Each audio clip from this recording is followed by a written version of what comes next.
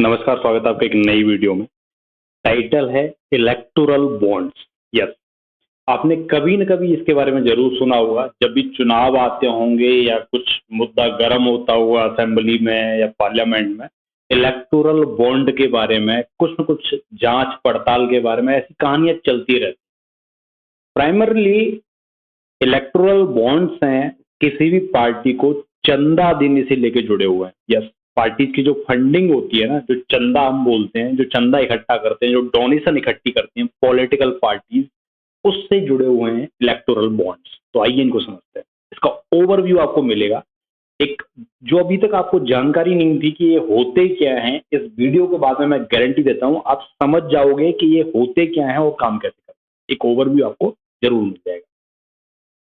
तो basically parties को donation दिया जाता है, चंदा दिया जाता है आम जनता के द्वारा। आम जनता मतलब स्पेशल जनता, बिजनेस वाली जनता है, वो ज्यादा चंदा देती है। ठीक है, आप समझते हैं कोई भी पॉलिटिकल पार्टी हो ABCD, तो कहीं ना कहीं उनके जो फॉलोअर्स हैं वो चाहते हैं कि हमारी पार्टी आए, सत्ता में आए, हम उसका कुछ फायदा भी उठाएं, तो इसी के चक्कर में वो पैसे भी देते हैं। ऐसा ही होता है इंडिया में।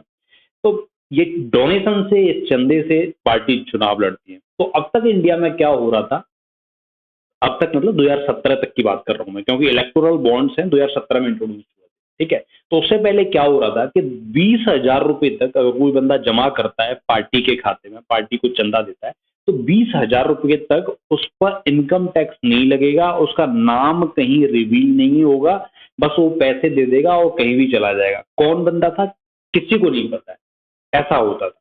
ठीक है, 20,000 रुपए तक की लिमिट थी। अब 2014 में क्या हुआ, जब सरकार बदली, तो ये पता चला कि 2014 तक जो फंडिंग हुई है ना, डोनेशन आए हैं पार्टीज के पास में, उसमें 70% रुपया ऐसा है जो 20,000 रुपए से नीचे का है पॉलिटिकल पार्टी का। तो मतलब सिर्फ 30% इनकम ही वो ओपन थी। वो इनकम टैक्स पेयर वाला जो दायरा है, हालांकि रिबेट भी मिलती है, इसमें छूट भी मिलती है इनकम टैक्स में, लेकिन फिर भी 20,000 रुपए से नीचे का दान किया है, गुप्त दान किया है, नाम किसी का नहीं है। तो सरकार ने इस चीज में ट्रांसपेरेंसी लाने के लिए कि भाई हमें पता तो चले कि कौन पैसा दे रहा है, हमें पता तो चले कि वो बंदा इनकम टैक्स के दायरे वाला है कि नहीं, कुछ गड़बड़ घोटाला तो नहीं हो रहा। तो उसमें ट्रांसपेरेंसी लाने के लिए सिस्टम में सरकार ने कुछ नियम बदले 2017। वो नियम क्या थे कि जो 20,000 रुपए की लिमिट थी ना पार्टीज को फंडिंग करने की, अब वो लिमिट घटा के कर दी सिर्फ 2,000 रुपए। मतलब 2,000 रुपए का डोनेशन, चंदा अगर आप दे रहे हो कैश में किसी पार्टी को, पॉलिटिकल पार्टी को, तो आपको नाम बताने की जरूरत नहीं है। लेकिन 2,000 रुपए से ज्यादा अगर आप किसी पार्टी को फंड करना चाहते हो, तो आपको बाकायदा KYC करा के, नो योर कस्टमर करा के, आपको बॉन्ड खरीदने पड़ेंगे, आपको इलेक्टोरल बॉन्ड खरीदने पड़ेंगे बैंक में जाके, तभी आप किसी पार्टी को चंदा दे सकते हो। इससे होगा क्या, जब आप बैंक में जाओगे, अपनी KYC कराओगे, तो आपका नाम पता चलेगा कि आप कौन हो जरूरत पड़ने पे। ठीक है, आप कौन हो और आपने क्यों पैसे दिए करके, अगर इनकम टैक्स डिपार्टमेंट चाहता है तो। इससे क्या है, एक ट्रांसपेरेंसी बनी रहेगी, सिस्टम एक लीगलाइज वे में काम करता रहेगा।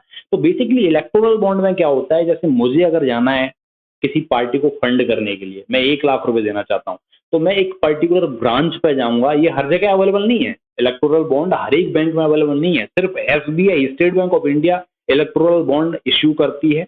ठीक है, कुछ बैंक्स और भी हैं जो अभी बढ़ाई जा रही हैं, लेकिन आज तक SBI इश्यू करती है, और वो भी मेजर सिटीज में, हर सिटी में नहीं है, उस ब्रांच में आपको जाना पड़ेगा। मैं जाऊंगा और बोलूंगा बैंक से कि ये लो मेरा पैन कार्ड, ये लो मेरा आधार कार्ड, वो मेरा KYC करेंगे और मुझे बॉन्ड इश्यू कर दो 1 लाख रुपए। ठीक है, it's just like money order. पुराने जमाने में मनी ऑर्डर आता था ना, पोस्ट ऑफिस में गए, पैसे दिए, मनी ऑर्डर इश्यू कराया, घर आया मनी ऑर्डर, और घर डाकिया पैसे लेके दे के चला गया, मनी ऑर्डर आया। ठीक है, तो ऐसे ही मनी ऑर्डर मान लो इस तरीके, इस सिस्टम को, इलेक्टोरल बॉन्ड को। तो वो पैसे क्या है, बैंक अपने पास में रख लेगा और उसके बदले क्या इश्यू कर देगा आपको, इलेक्टोरल बॉन्ड इश्यू कर देगा। ठीक है, बॉन्ड इश्यू कर देगा आपको। वो बॉन्ड क्या है, आप ले जाके किसको दे दोगे, इलेक्शन कमीशन को दोगे। इलेक्शन कमीशन है ना, वो वहां से किसके खाते में जाना है, जिस पॉलिटिकल पार्टी को आप देना चाह रहे थे, उस पॉलिटिकल पार्टी के खाते में जाएगा, वो अकाउंट में जाएगा। ठीक है, तो आपका कहीं नाम पता नहीं चलेगा, डायरेक्ट पॉलिटिकल पार्टी को नहीं देने वाले आपके, देखो मैं आ गया, मैं इसका समर्थक हूँ, मैं आ गया, ठीक है, मैंने इतना दे दिया। नो, इलेक्शन कमीशन बीच में आता है। बैंक आएगा पहले, बैंक से आप बॉन्ड लोगे, फिर इलेक्शन कमीशन आएगा, इलेक्शन कमीशन खाते में ट्रांसफर करेगा उस राशि को, ठीक है। खाते में इन द सेंस 15 दिन के अंदर वो जो पॉलिटिकल पार्टी है ना, उसको भुनाना है वो चेक।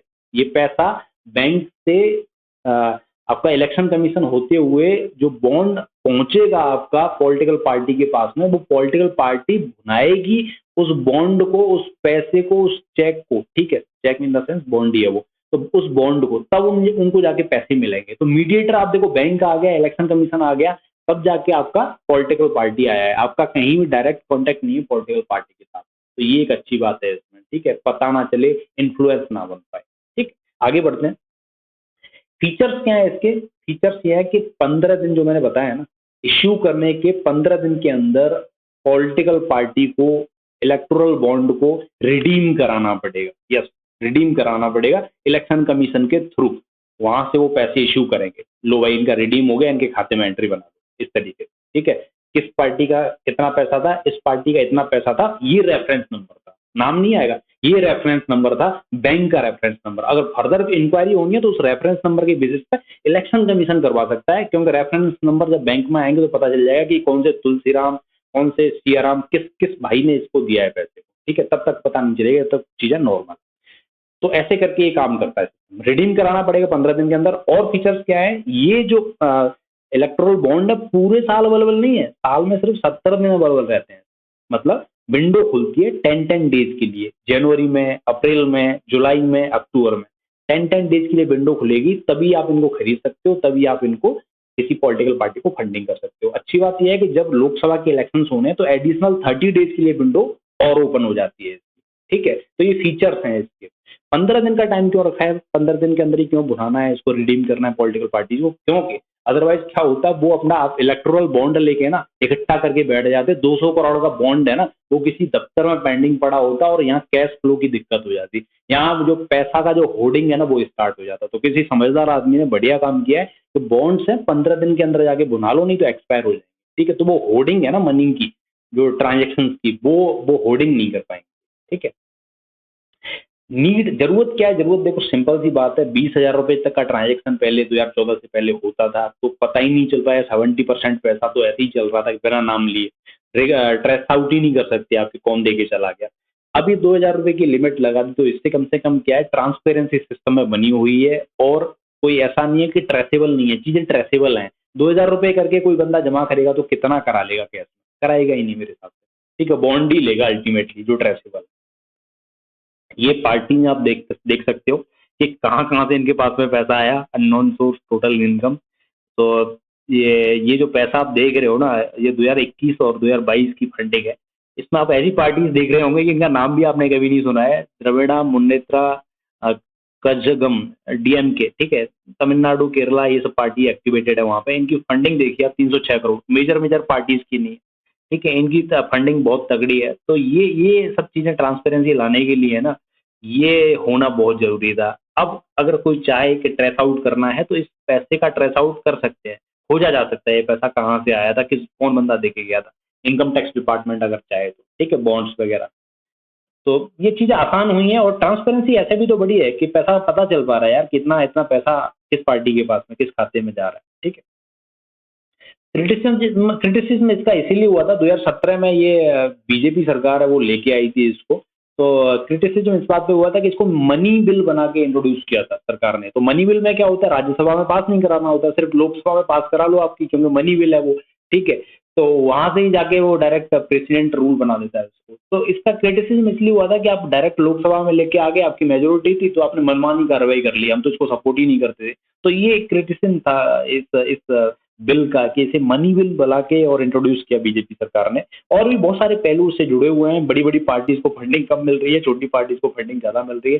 तो सवाल जवाब होते रहते हैं कि ये लाई क्यों, इसकी जरूरत ही क्या थी, पहले वाला सिस्टम बढ़िया था, वट। तो है, दिक्कत हैं। और क्रिटिसिज्म इसका, जैसे हमारे जो मशीन्स हैं, वोटिंग मशीन्स ऑनलाइन, जो वोटिंग मशीन्स हैं, उनका जैसे क्रिटिसिज्म होता है ना, उसी तरीके से, उसी कंसेप्ट पे इलेक्टोरल बॉन्ड का भी क्रिटिसिज्म टाइम टू टाइम होता रहता है, ठीक है। लेकिन अल्टीमेटली ये फॉलो किया जा रहा है, हालांकि फायदा हुआ है इससे, ट्रांसपेरेंसी तो बढ़ी है कहीं ना कहीं। लेकिन अपना अपना मैंडेट है, मन है, विचार है।